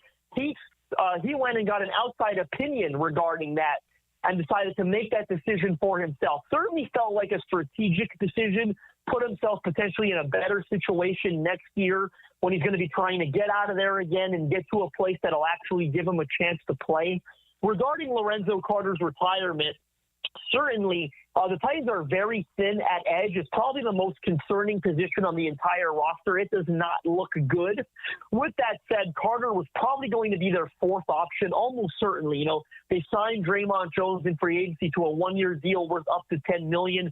He's had a fairly nice career. You know, just got cut in Denver, but got cut in Seattle, where he signed a huge contract with them after a great start to his career in Denver, I was trying to say. They've got Arden Key, who has about, he's good for about 6.5, 7 sacks every single year, who's on the final year of his deal. And they also drafted Femi Oladejo in the 2nd round this past year. So by all intents and purposes, Lorenzo Carter was going to be their number 4 edge rusher, but certainly his abrupt retirement, which they did not see coming, makes a thin, concerning room even thinner than it initially was. So there is some clamoring for them to go out and get one of these veteran guys who's on the market, a Matt Judon, a Jadeveon Clowney, a Zadarius Smith. Certainly feels like they got a role to fill there now at rotational edge. But they were on the practice field Wednesday for the first time, just like a lot of teams were. It was a pretty uneventful day, in all honesty. You know, outside of those 2 newsers arriving, they worked on quick game a lot. There wasn't a whole lot of splash plays, offensively or defensively. It very much felt like, we're getting our feet wet first day of training camp. Final moments, Justin Mello of the Draft Network. Justin, the other 2 teams in the division, Indianapolis, on paper, they look like they have a pretty good roster. The problem is the quarterback position, which is obviously an enormous problem. And Houston, I don't think, had the best offseason. I get the vibe they're the favorite in the division by default, but I wouldn't be surprised if they get a serious challenge for the AFC South. What is your thought on the division as a whole as we enter training camp? Yeah, I'm kind of with you, right? Like, the Texans have won it 2 years in a row. They're the favorite by default. They've got the best quarterback in the division. They've got the best roster, I think, in the division. The other 3 are playing catch-up. Titans, certainly the Colts, both in sort of Titans in a full-blown rebuild mode. The Colts maybe in the early stages of a soft rebuild, if you will, seeing what happens with Anthony Richardson there. And Jacksonville, trying to figure it all out, right? First-year head coach, a young guy, trying to revive Trevor Lawrence, and get him going back in the right direction. I agree with you, though. I think there's a chance that someone could surprise the Texans. This might be the most unpredictable division in the league. I still think they've got the best roster, as I said. But if I was a Texans fan, I would have been really rubbed the wrong way with how they handled the offensive line this past summer. They gave up more sacks than any team in the NFL last year. And then they turned around and traded the only good one one of the only two good ones they had, the best one they had, in Laramie Tunsil. To this day, I can't wrap my head around that strategy when you're in win-now mode, right? Like when you're trying to win a Super Bowl and you've got a franchise left tackle and the rest of your offensive line, or most of it, is in shambles. I have a hard time understanding where that came from. That strategy made no sense to me. I don't think they did enough. They go in and bring in Dalvin Tomlinson at left guard. That was one that surprised me. I do a lot of coverage of the Seahawks. He was not good in Seattle last year for what they described as one of the worst O-lines in the league. They draft a guy in Ariante Ersary. We'll see how quick he's ready. I just had a real hard time wrapping my head around the strategy in Houston this summer. You've got a franchise quarterback in C.J. Stroud. You've got to protect him. They didn't do that well last year. I mean, that's an understatement. Again, gave up more sacks than anyone else in the NFL, and then I don't understand the strategy. Yes, they still got the best roster, those DMs, and, terrific defense, the Nico Ryans, franchise quarterback, and C.J. Stroud. But this division might be unpredictable enough for one of those three teams. If they're better than we think they are, maybe they'll challenge Houston for that division crown. We're off and running. Training camps open up all over the National Football League, including right here in the AFC South. Justin Mello of the Draft Network. Justin, tell the good folks here in Jacksonville about the Draft Network. I'm sure you guys are firing up your 2026 draft content already, and I know you are the proud author of a book, Titans related, that was released last year. Yeah, Titans of the South, the book is out right now. You can get a 2025 updated version on the official book website, titansofthesouth.com. The book covers the entire history of the franchise, 1960 through 2025.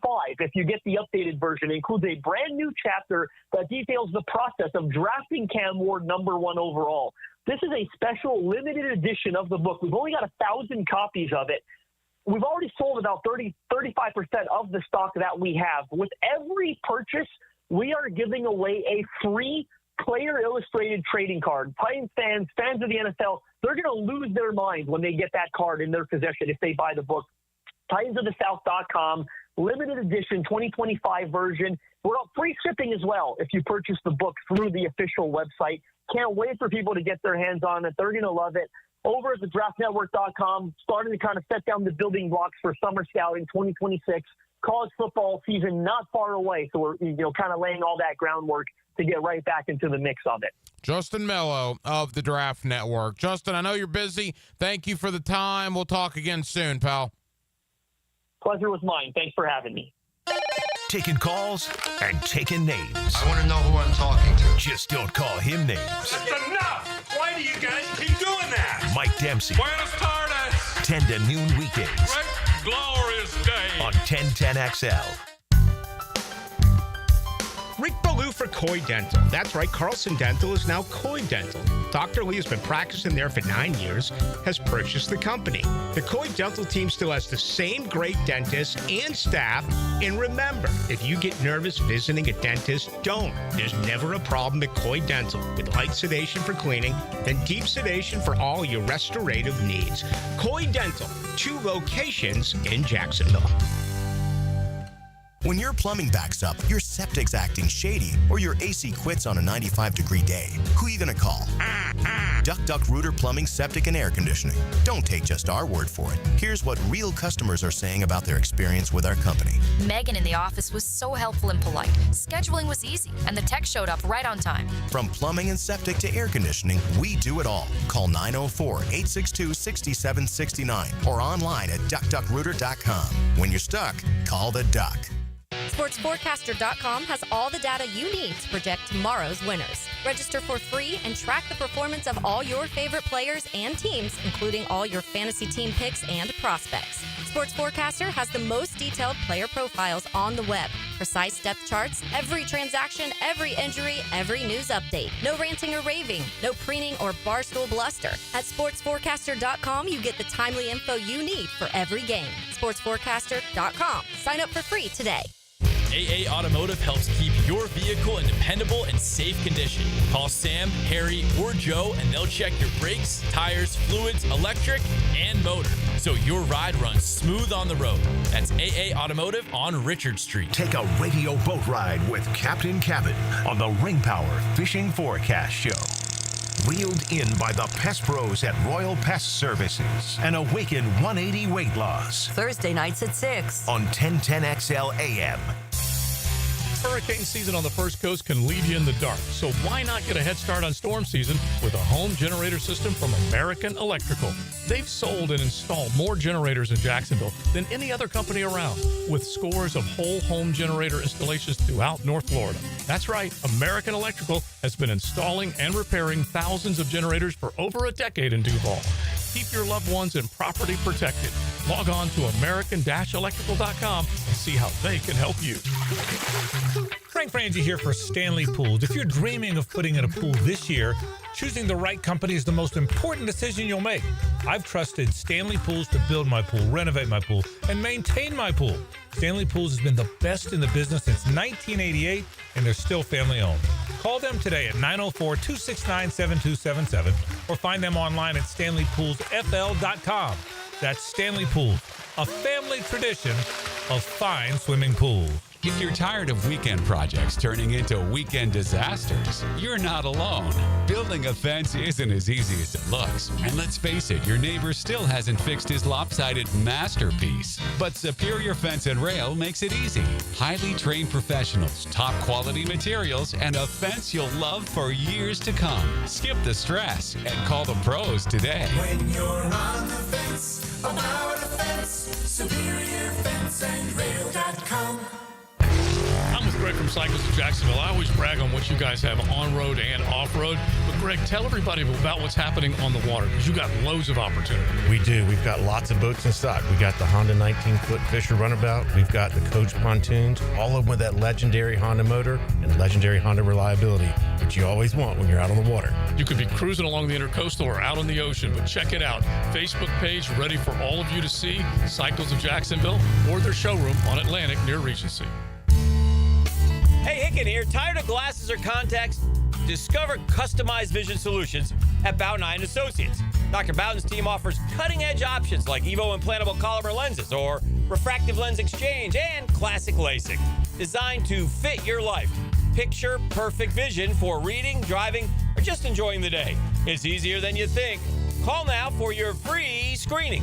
Bowden Eye & Associates, they're keeping the First Coast focused. Life is about choices and the decisions you make. I'm David Robbins with Epstein & Robbins. If you're convicted of a DUI, you'll have to face severe consequences. Walking through the doors of the courthouse or appearing at a bond hearing can be extremely intimidating. Without the right lawyer, you're likely to make the wrong decision. Let our team help you make the right decisions in court. Epstein & Robbins, the right choice. Epstein & Robbins, fighting for your rights since 1975. Are your kids ready to play this summer? Come check out The Y. Summer is a time for kids to explore new things and expand the limits of their imagination. At The Y, summer camps every day is a new adventure. Kids can learn about STEM, arts and humanities, athletic sports, outdoor games, and more. Registration is now open, but space is limited and spots are filling up quickly. Learn more and find your adventure at fcymca.org. Search Summer Day Camp. Hi, I'm Mac with Baker Glass. If you've got fogged up windows, let me help. We'll replace them with clear, insulated units that brighten up your home. People say we're fast, friendly, and reliable. Just check out our Google reviews. Call me today. Baker Glass. No one treats you better. 1010XL is presented by Farah & Farah, exclusive injury law firm of the Jacksonville Jaguars. Protecting you and your family. Call 396-5555. Jacksonville. Now the cool down with Donovan Air, Electric and Plumbing, keeping Jack's cool since '87. Back here on 1010XL and 92.5 FM in the city of Jacksonville. We are glad you are with us. Jaguar training camp in full swing. Of course, we have the scrimmage down at the stadium on Friday. But with that, you look at the calendar, and the college football season is now inside of a month away from starting, which means college football camps are getting underway. All week long, we're going to go around the state of Florida to Gainesville, to Tallahassee, and in this case, to Miami to focus in on the big state schools here as the 2025 season approaches. David Lake, InsideTheU.com. That's part of the 24/7 Sports Network. David's always kind enough to join us here on 1010XL. David, I hope your off season went well, man. How are you? Off season was great, Ryan. Always good to be on with you. Life is better with football in it, so I'm excited for the season to get underway here with Miami's first practice on Thursday. Yeah, there's absolutely no doubt. Let's rewind the clock, David, to the end of last year. A successful season, no doubt, for Mario Cristobal. Certainly a disappointing ending, not making the college football playoff. How would you assess last season for the Hurricanes?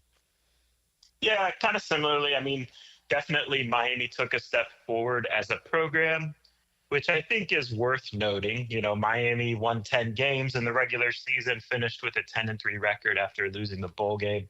That was just the second time that Miami had won 10 games in the regular season over the previous 20 years. So it did represent a nice step forward for the program, also just for the trajectory of this Mario Cristobal era. But I think if you just judge it on the season and that team and kind of what could have been, I think it's fair to say they underachieved. I think Mario Cristobal and everyone in the building would agree with that as well, that, you know, they definitely should have competed for more. And so they have gone out in the transfer portal and added some key pieces on the defense. They changed a lot of the coaching staff on the defense because obviously when you have the number one offense in the country and you don't make the college football playoff, you look directly at the issue, which was the defense, and changes needed to be made there. So it was a, long answer short, it was a step forward for the program, but also a disappointing finish to what should have been a better year overall. We'll certainly get into Carson Beck and the roster in a moment, but quickly back to Mario Cristobal. I think there was some pressure on him, maybe not as much as Napier had in Gainesville, but there was certainly some coming into the 2024 season. David, is that pressure gone now after a 10-win season last year?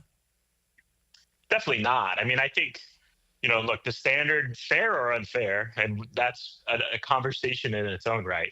But fair or unfair, the standard at Miami is extremely high. And frankly, the standard at Miami is championships. And so I think a lot of the fan base, they're definitely pleased with how Mario did. But again, they recognize there was an underachieving element last year.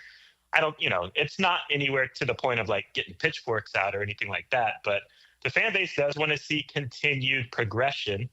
And that's where, the pressure is on this year to deliver. It's year 4.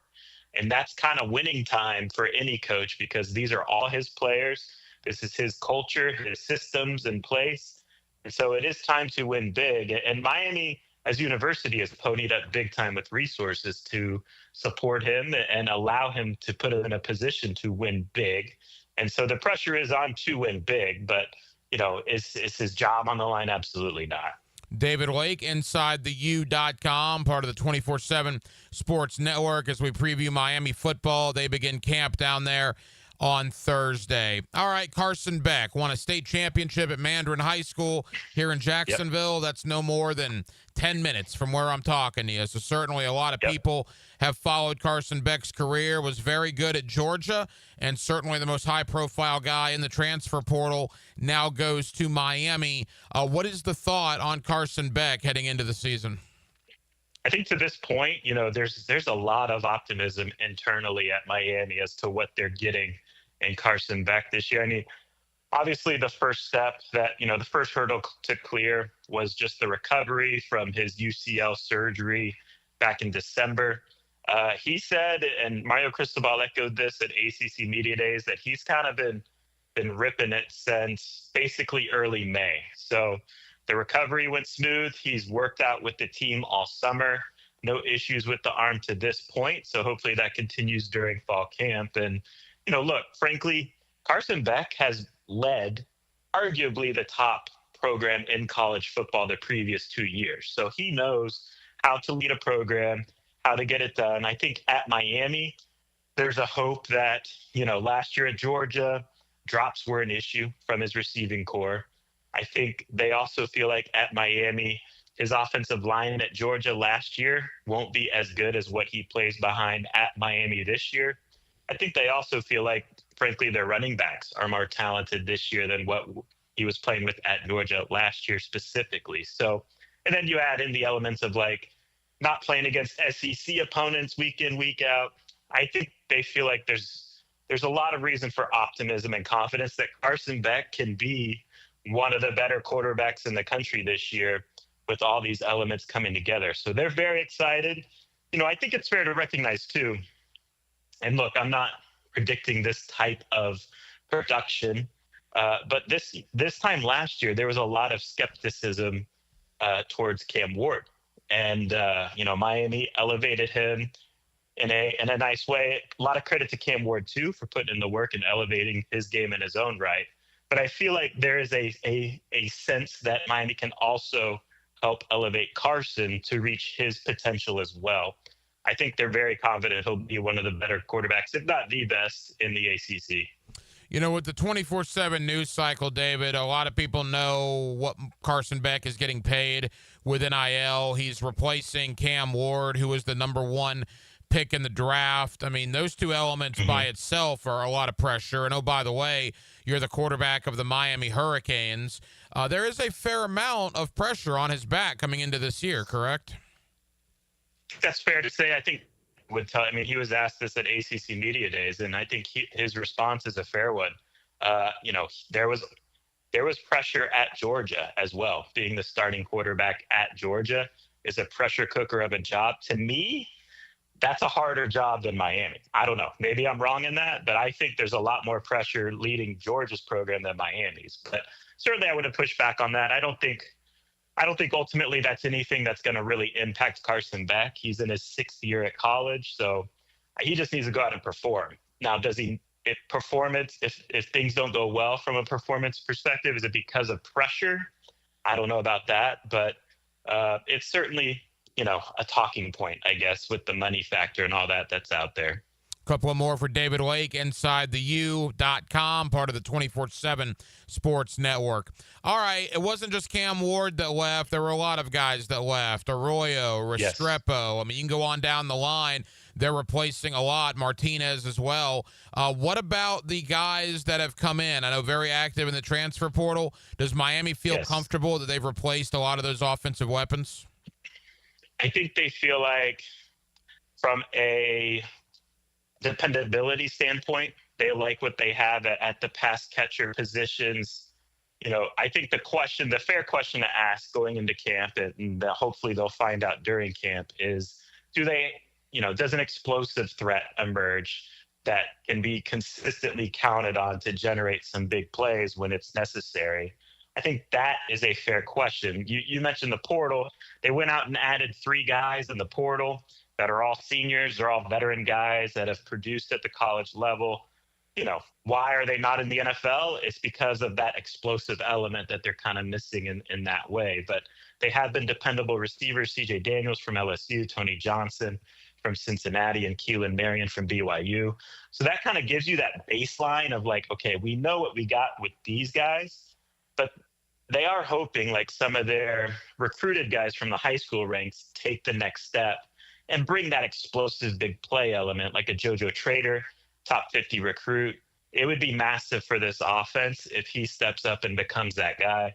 Elijah Lofton, probably the next productive tight end. He's kind of more of an H-back tight end, but very athletic playmaker at that position.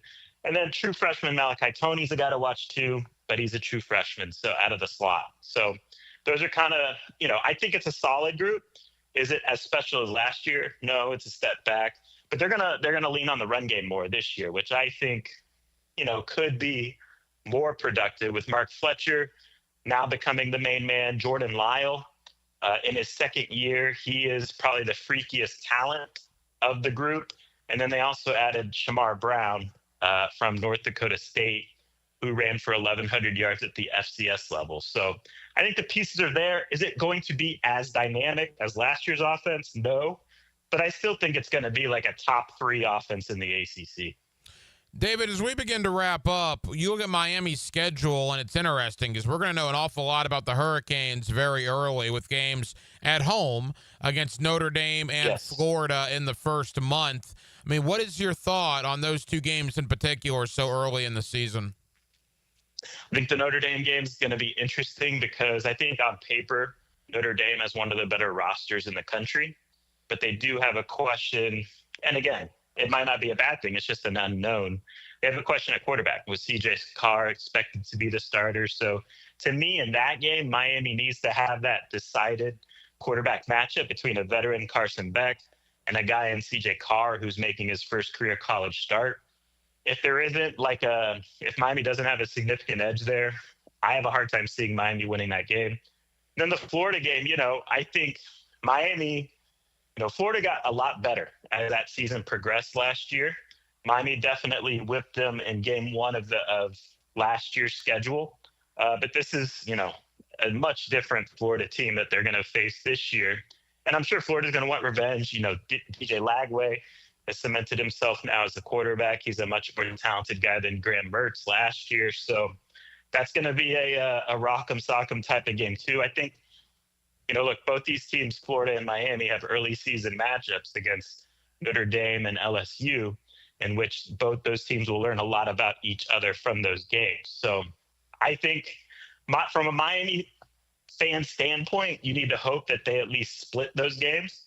And then you got to hope that they go 7-1 in ACC play and get to Charlotte in the ACC championship game. David, final question. We got 90 seconds. I mean, is this as simple as college football playoff or disappointment in 2025? How would you assess the goal coming into the year for the Hurricanes? I think so. I think it starts with getting to Charlotte, ACC championship game. Miami's only got there once in the last 20 years, and so they need to get there. And frankly, I think they need to win it this year. And but I think history shows you never know, but history shows you if you get to Charlotte, you're in the college football playoff most likely. So I think those two go hand in hand. But yes, I wouldn't push back on that. There are a ton of Hurricane fans here in the Northeast Florida area. David, tell the good folks here in Miami about InsideTheU.com and the coverage you guys will have as Hurricane Camp opens on Thursday. Yeah, check us out, InsideTheU.com. Fall camp is always a key time to follow the team. And then also podcast Through the Smoke is the name of our podcast. So appreciate you having me on, Ryan. David Wake, InsideTheU.com. David, I know you're busy. Thank you as always, pal. We'll talk again soon. Thank you. And thank you to David Wake, InsideTheU.com, part of the 24/7 Sports Network, for joining us here tonight on Hacker After Dark as Mario Cristobal and the Miami Hurricanes are set to get things underway with fall camp. Again, Miami starts with Notre Dame. They have Florida in week number 4. So the Irish and the Gators in the first month for the Hurricanes. We're going to know pretty quick about Carson Beck and this Miami football team here in 2025. We also went to Tallahassee this week. We've been to Gainesville a couple of times as college football camps are kicking off all across the country. And look, you look at that calendar, we're 3 weeks away, 3.5 weeks away from the week 0 of college football. Of course, 4.5 weeks away from everybody else starting on August the 30th. And we do appreciate David Wake of InsideTheU.com joining us tonight here on Hacker After Dark. So we certainly spent a lot of time on that. But as you can imagine, we never get too far away from the Jacksonville Jaguars. They had an off day today at training camp. They'll be right back there on the field tomorrow. I'll have a conversation to go one-on-one with Jaguar rookie running back Bashel Tootin. Tomorrow, you will hear that chat tomorrow night here on the Thursday night edition of Hacker After Dark. And then all eyes are on the scrimmage. The Jaguar scrimmage will take place on Friday down at the stadium. No Hacker After Dark on Friday because we will broadcast the scrimmage. I'm looking forward to being down there and taking it in. If you guys are heading down to the scrimmage, I hope to see you there, but certainly looking forward to see that on Friday. Well, that will just about do it, man. It has been a very, very busy Wednesday night edition of Hacker After Dark. We certainly appreciate you guys hanging out with us here on 1010XL and on 92.5 FM. We have a ton of people to thank. Again, David Lake, InsideTheU.com. Always appreciate David stopping by to talk Miami Hurricane football as they open up fall camp. Thank you to Justin Mello of the Draft Network. Justin talked a lot tonight with us about some of the younger Jaguar players making an impact already in training camp. Justin's also based up in the Nashville area, so we spent some time on the Tennessee Titans as well. So thank you to Justin Mello for that. My Jaguar training camp one-on-one, you heard the conversation I had yesterday with Brenton Strange. Certainly appreciate Brenton taking